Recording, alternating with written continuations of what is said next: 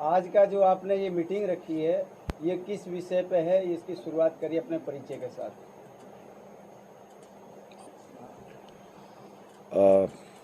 मेरा नाम ब्रिगेडियर सुजीत नारायण है। मैं राज्य सैनिक बोर्ड का सचिव हूँ।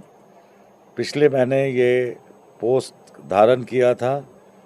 आज का जो मीटिंग है, दिल्ली वेटरन्स जो हैं उनके साथ मेरा जुड़ने का मकसद है, ताकि मैं अपने वेटरन भाइयों बहनों से मिल सकूं, उनका दुख दर्द बांट सकूं, आगे आने वाले टाइम में उनको क्या चाहिए दिल्ली राज्य की ओर से, तो मैं एक माध्यम बन जाऊं उनके लिए। उनके हित में जो भी होगा वो हमारी कोशिश है। तो ये एक साझा मीटिंग रखा गया है ताकि आपस में एक दूसरे को जान सके।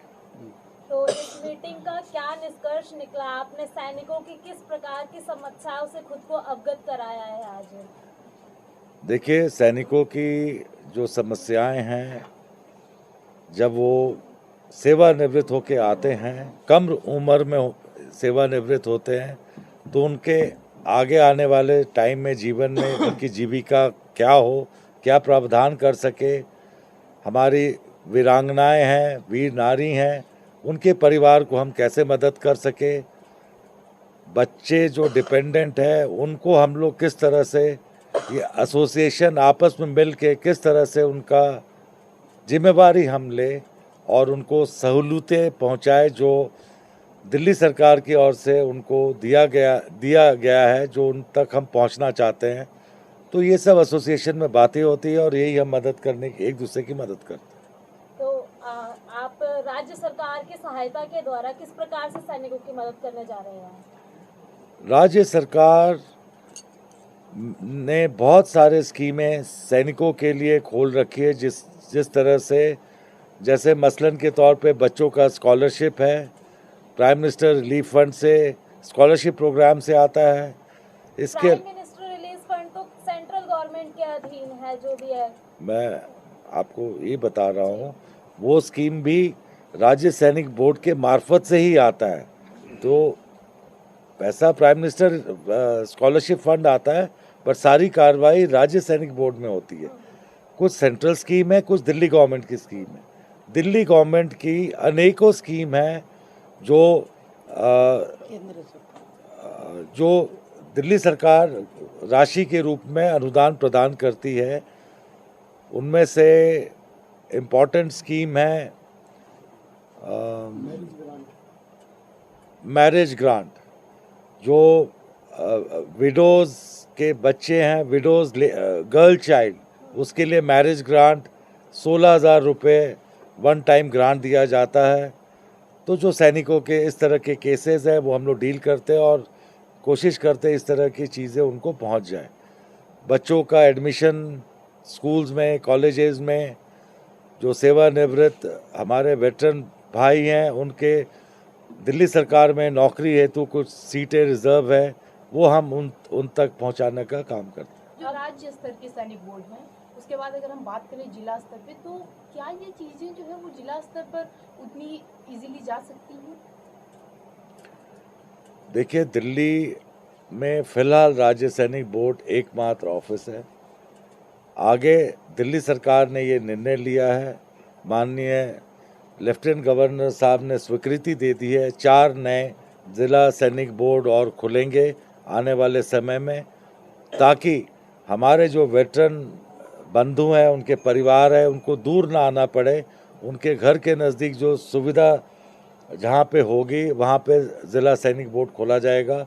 इससे पूरा दिल्ली का क्षेत्रफल कवर कर लिया जाएगा और हमारे वेटरन को सहूलियत होगी। क्या कोई लोकेशन देख के जिला सैनिक बोर्ड खोला जाता है? अमूमन पूरे हिंदुस्तान में ज़िला सैनिक बोर्ड ज़िला में खोला जाता है। ज़िला में जो भी तकलीफ़ें होती है वो ज़िलाधीश, जो डिस्ट्रिक्ट मजिस्ट्रेट है, डिस्ट्रिक्ट कलेक्टर है, उनके ऑफिस के आसपास खोलने से हर तरह के काम वहाँ हो जाता है, इसलिए उसको ज़िला सैनिक बोर्ड बोला जाता है। अभी तक आप लोगों ने मैक्सिमम, या फिर अगर बात करें तो ज़्यादातर कैसी समस्याओं को देखा है कि सैनिकों की जो वीर नारियाँ होती हैं उनको किस तरीके की समस्याएं ज़्यादा होती हैं? अब समस्याओं का तो अंत ही नहीं है। जब वो वीर नारी हैं तो जिन्होंने अपना सब कुछ खो दिया, देश के नाम पे वो कुर्बान हो गए, तो उस परिवार को परेशानियों का तो पहाड़ ही टूट पड़ता है। और हमारा काम है कि वो हमारी एक परिवार की सदस्य हैं, हम उनके साथ उनका दुख में हाथ बटाते हैं और जो भी सुविधाएं दे सके वीर नारी और उनके परिवार को। हर चीज़ सरकार नहीं करती है, कुछ फ़र्ज़ हमारा भी है, कुछ दायित्व देश की नागरिक का भी है। हम हर चीज़ के लिए सरकार को देखेंगे वो भी सही नहीं है। तो ये जब वेटरन एसोसिएशन है, हम जिस रूप से भी मदद कर सके हम ज़रूर उनको सहायता करते हैं। अच्छा सुरजीत जी, अभी आप जब अपना परिचय दे रहे थे, जो 1 घंटे की मीटिंग हुई है, उसमें आपने कुछ इस प्रकार के वक्तव्य पेश किए कि सैनिक मेरा भगवान, हाँ। और वेटरन्स की पूजा करना, भगवान को पाना, ऐसे आपके वक्तव्य थे। अब आप इन भगवानों को किस प्रकार से पूजने जा रहे हैं? अब आप डायरेक्ट वेटरन्स के कनेक्शन में है, तो इनको कैसे पूजेंगे? देखिए, ये एक इसको बोलते हैं मेटाफर। उसका मतलब ये है कि मैंने अपने जवानों की तुलना ईश्वर से कर दी। अगर मैं समझता हूँ मैंने अपने जवानों की सेवा कर दी, मैंने अपने धर्म का पालन कर दिया। आज मुझे मौका मिला है कि मैं फिर से इनकी सेवा में हाजिर हूँ, वेटरन का। अगर मैं इनके दुख दर्द में कुछ भी हाथ बटा पाऊँ तो मैंने अपना धर्म निभाया है। आने वाले वक्त में जो मेरे से बन पाएगा, अपनी तरफ से, सरकार की तरफ से, जिस तरह से भी मैं सहयोग से इनका देखभाल कर सकूं, इनकी लंबी उम्र की मैं मंगल कामनाएं करता हूं। इनके परिवार सुखी रहे, ये सुखी रहे। अगर ये खुश है तो मैं खुश रहूं। अच्छा सुजीत जी, आखिरी सवाल लेना चाहूंगी। आप जानते हैं 112 दिनों से लगातार जंतर मंतर पे वेटरन्स जो है, जिनको आप अपना भगवान मानते हैं, वो OROP और डिसेबिलिटी पेंशन, विडो पेंशन और MSP के लिए सरकार से सीधा लोहा लेके बैठे हैं। उनको किस प्रकार से अब आप पूजेंगे? सबसे पहले मैं आपको बताना चाहता हूं, जब आप फौजी को एड्रेस करें तो उसको रैंक से बताया करें। ब्रिगेडियर सुजीत 1। नंबर 2, OROP हमारे वेटरन बंधु पूरे इंडिया में हैं। सबकी जिम्मेवारी प्रधानमंत्री पे, मेरे ऊपर तो नहीं है, रक्षा मंत्री हैं। उनकी आवाज़ वहाँ तक पहुँचे, जो सरकार को सही लगेगा वो डिसीजन लेंगे। भगवान तो है मेरे लिए, मैं उनके साथ मेरी सहानुभूति है, लेकिन मैं चाहूँगा अगर उनका कोई निवेदन मेरी तरफ से आएगा तो मैं ज़रूर कोशिश करूँगा वो उनकी आवाज़ वहाँ तक पहुँचाई जाए। तो अभी लोग हैं इस पे विचार कर रहे हैं। लेकिन वहाँ के कुछ सैनिक ऐसी बात करते हैं कि जो बीच में बंदरबाट जो हुई है, बीच में खाई पैदा करी सरकार और जवान के बीच, इसके बीच में बस एक ही तत्व है, ऑफिसर। ऑफिसरों ने उनका हक खाया है वेटरन्स का। और आप भी एक ऑफिसर रैंक से बिलोंग करते हैं। करेक्ट। तो फिर तो मुझे यहाँ होना ही नहीं चाहिए था, क्योंकि मैं सबका हिस्सा खा रहा हूँ। नहीं, ये उनका कहना है। कहने वाला मैं ये कहना चाहता हूँ, हिंदुस्तान में हर तरह के लोग हैं, वो कुछ भी बोले।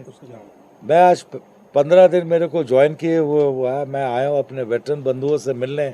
आप मेरे को ले गए जंतर मंतर। आपको अगर पूछना है तो जाइए जंतर मंतर। आपने अपने स्पीच में जंतर मंतर का जिक्र भी किया था, इस वजह से मैंने ये सवाल दिया है अभी आपको। मैं क्या कहना चाहता हूँ कि हम लोग एकजुट में अपनी आवाज़ सरकार को पहुँचाएं, तब शायद सरकार तवज्जो देगी। और ऐसा नहीं है कि एक आदमी की भी आवाज़ सरकार को पहुँच जाए और सरकार एक्शन ले ले तो समाधान निकल सकता है। डिसीजन OROP पेंशन ये जो होता है, ये रक्षा मंत्रालय की जिम्मेवारी है। हम लोग तो एक जरिया है, आवाज़ है। मैं तो चाहूँगा मेरा पेंशन भी इनको मिल जाए। तो क्या ये संभव है? एक सरकार ने स्केल डाला हुआ है, योग्यता के हिसाब से वो दे रहे हैं। खाई बनाने की तो कोई ज़रूरत नहीं है।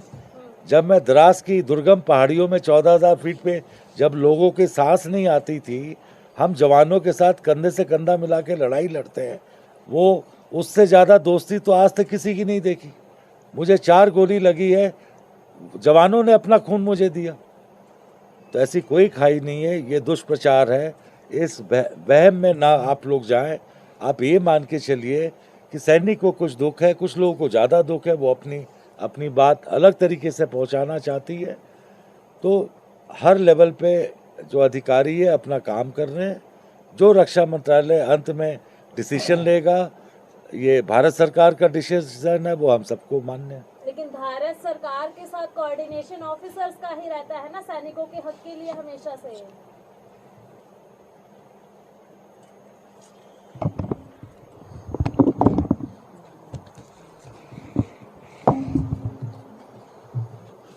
यार इनको भेजो जंतर मंतर, औरब का इंटरव्यू चाहिए। नहीं, मैं कर दूँगा, क्लियर कर दूँगा, मैं क्लियर कर दूँगा। अब सर ये वो इनके सवाल में ही लहजा ठीक नहीं लगा। ये प्लेटफॉर्म यहाँ पर नहीं है। हाँ, आप इस मैटर को यहाँ अब मैं क्लियर कर दूँगा सर। मैं सुरेंद्र आप जी, बैठे रहो, हाँ जी। आज आपके लिए एक बहुत उत्साह का दिन है, अपॉर्चुनिटी अच्छी है। राज्य सैनिक के साथ आप जुड़ चुके हैं आज के दिन। दिल्ली वेटरन्स जो है वो राज्य सैनिक कल्याण समिति के साथ आज जुड़ चुकी है। आज नहीं जुड़े, बहुत पहले से जुड़े हैं। क्या बताना चाहेंगे आप इसके बारे में? जय हिंद। मैं सुरेंद्र पहलवान, दिल्ली वेटरन्स का अध्यक्ष हूँ। कोई लगभग 20 दिन पहले मैं राज्य सैनिक बोर्ड ISBT जब गया तो ब्रिगेडियर नारायण साहब से मेरी मुलाकात हुई थी। इनसे मिलके मैं बहुत खुश हुआ हूँ। इससे पहले हम शायद कभी गए हैं तो अपने साइन कराए हैं, आ गए हैं। ब्रिगेडियर साहब ने बाकायदा हमारे को बैठाकर पूरी जितनी हमारे से जानकारी हमारे पास थी उतनी जानकारी हमने ब्रिगेडियर साहब को दिल्ली की दी है। कितने सैनिक हैं, ब्रिगेडियर साहब का एक ही पॉइंट है, मैं हर सैनिक के घर जाना चाहता हूँ, हर सैनिक से पर्सनल कनेक्टिविटी चाहता हूँ मैं, ताकि हर सैनिक को मैं जान सकूँ। ये ब्रिगेडियर साहब की एक बहुत ही बड़ी महानता है। और इसमें ब्रिगेडियर साहब को OROP से ना जोड़े तो सभी मुद्दे एक उसमें नहीं आते हैं। तो उसका अगर कोई है तो मैं उसकी रिप्लाई दे दूंगा आपको। तो ब्रिगेडियर साहब जो एक एक सैनिक से जुड़ना चाहते हैं, इनकी बड़ी महानता अब से पहले किसी भी जो भी सचिव आए हैं उनकी इतना वो नहीं रहा है। आए अपने टर्म्स पूरा के चले गए हैं। ब्रिगेडियर साहब ने आते ही दिल्ली वेटरन्स को रजिस्टर करने के लिए हमारे को बोल दिया और हमारी केंद्रीय सैनिक बोर्ड में रजिस्टर के लिए अपने यानी कि अप्रोच लगाएंगे। इन्होंने ये कहा जितने भी वेटरन्स प्रोग्राम करे दिल्ली में अपने एसोसिएशन के लेटर हेड पर लेटर दो, खर्चे हम उठाएंगे।